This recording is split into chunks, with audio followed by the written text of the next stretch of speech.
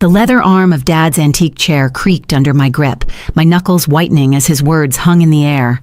Effective immediately, no more financial aid, no more rent subsidies, no car repair funds, no support for anything. The family intervention I'd been ambushed with suddenly crystallized into perfect ironic clarity. "You're not our personal ATM anymore," Mom added with razor-sharp finality, her diamond tennis bracelet catching the afternoon light streaming through the study windows. My phone vibrated against my thigh. A text notification from Whitman Trust Management lit up my screen. Monthly allowance approval required for Lewis Thompson, $15,000. Olivia Thompson, $12,000. Catherine Thompson, $8,000. Victor Thompson, $18,000. Please confirm by 5 p.m. today. The weight of what they didn't know pressed against my chest as I looked up at their self-assured faces. My family had just cut me off from financial support they never controlled, while their own monthly stipends hung in the balance of my next decision. My name is Penelope. I'm 28, and I run a nonprofit that builds homes for veterans. This is the story of how I became both the villain and hero of my family's financial fairy tale. The room felt surreal, my family's sprawling oak-paneled study with its leather-bound books and oil portraits of ancestors who'd built our fortune generations ago. My brother Louis lounged in his custom suit, just back from London. My sister Olivia kept checking her designer watch, clearly impatient with this family meeting interrupting her day. Mom's face held that particular brand of concerned disappointment she'd perfected over years of dealing with what they saw as my financial immaturity. "The figures are undeniable," Louis said, leaning forward with boardroom confidence.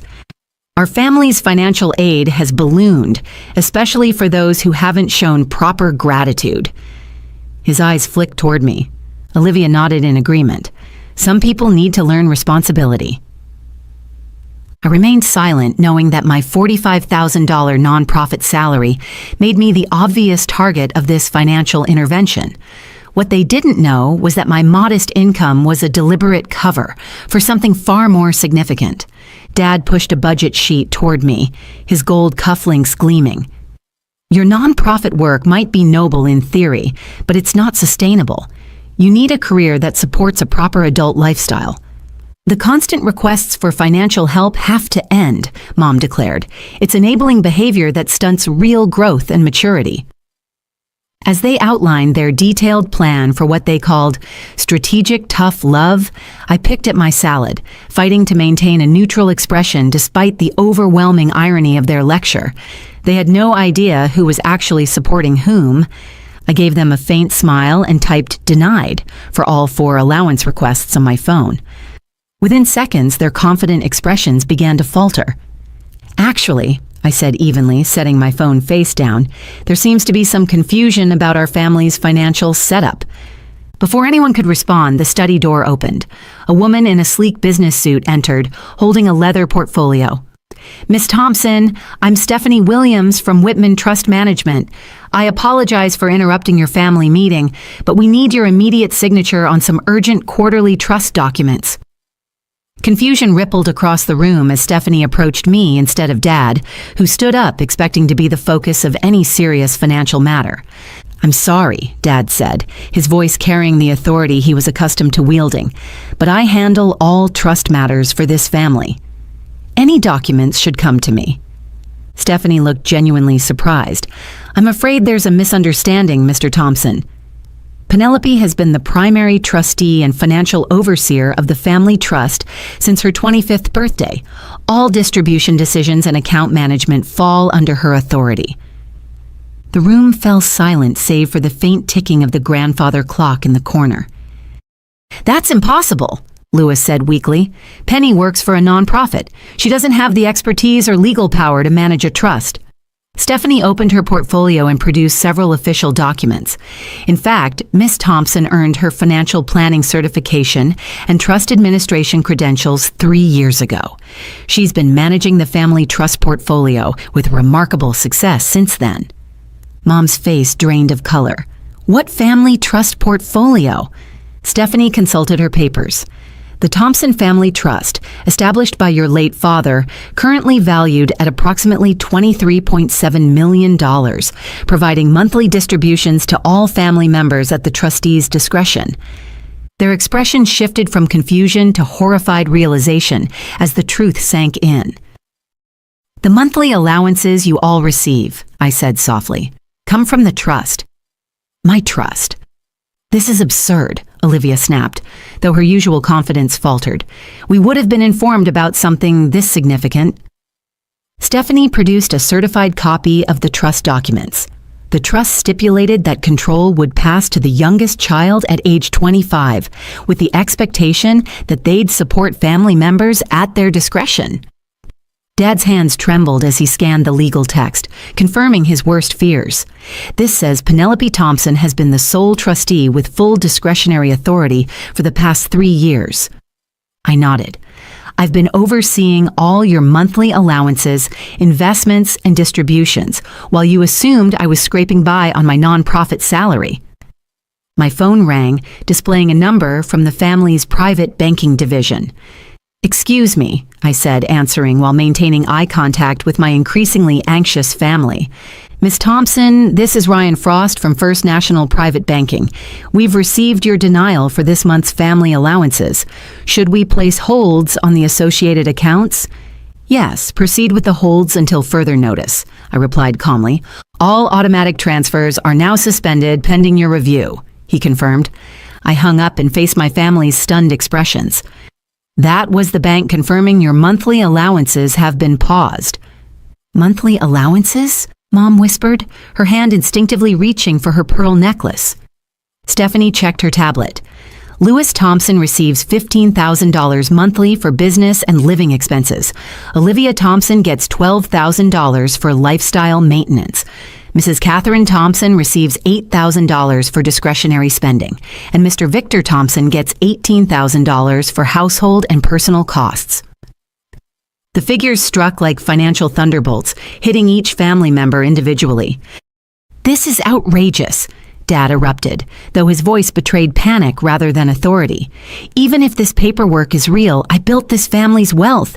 I managed our finances for 30 years. I deserve control over our money. You didn't build this wealth, I said calmly.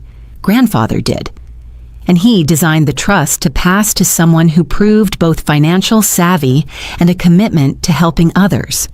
My nonprofit work wasn't a misstep. It was the qualification.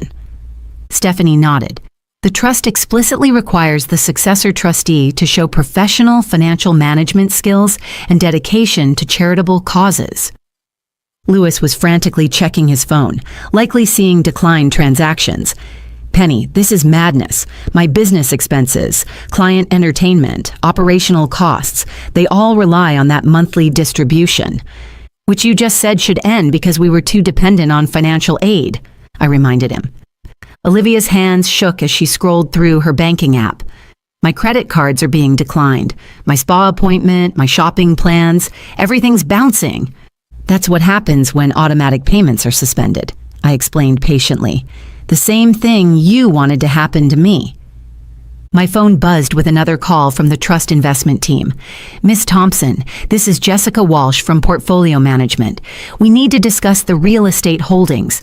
Should we continue covering property taxes and maintenance for the family properties? I glanced around the study where we sat. This estate, for instance, along with the vacation homes, investment properties, and commercial real estate, all trust assets requiring ongoing management. I put the call on speaker. Jessica, what happens if trust funding for property maintenance stops?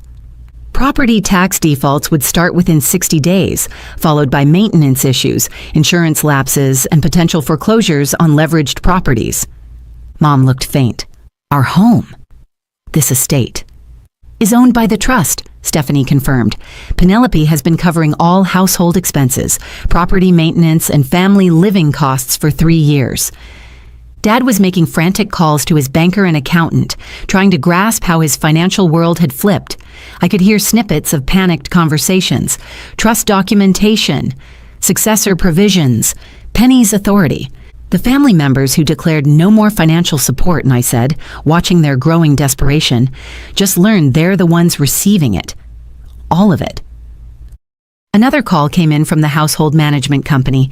Miss Thompson, the domestic staff payroll is due tomorrow. Should we proceed with payments for housekeeping, gardening, and maintenance staff?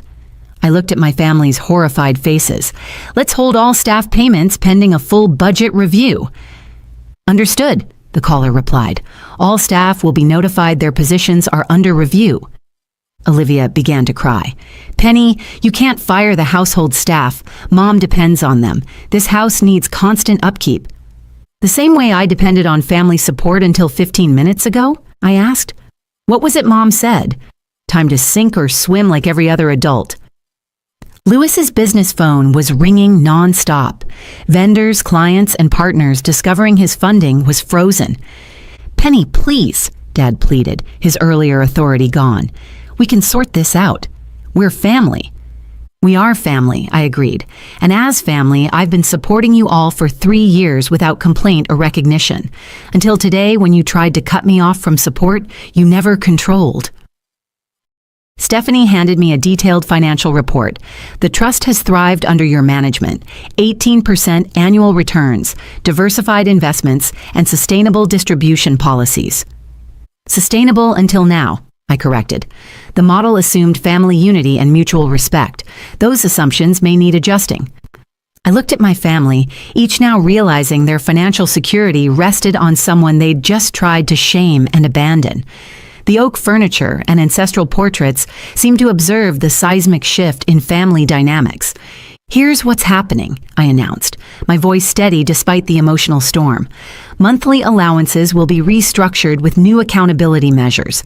Dad, your allowance is now $12,000 monthly with expense reporting required. Mom, yours is $6,000 with oversight on discretionary spending.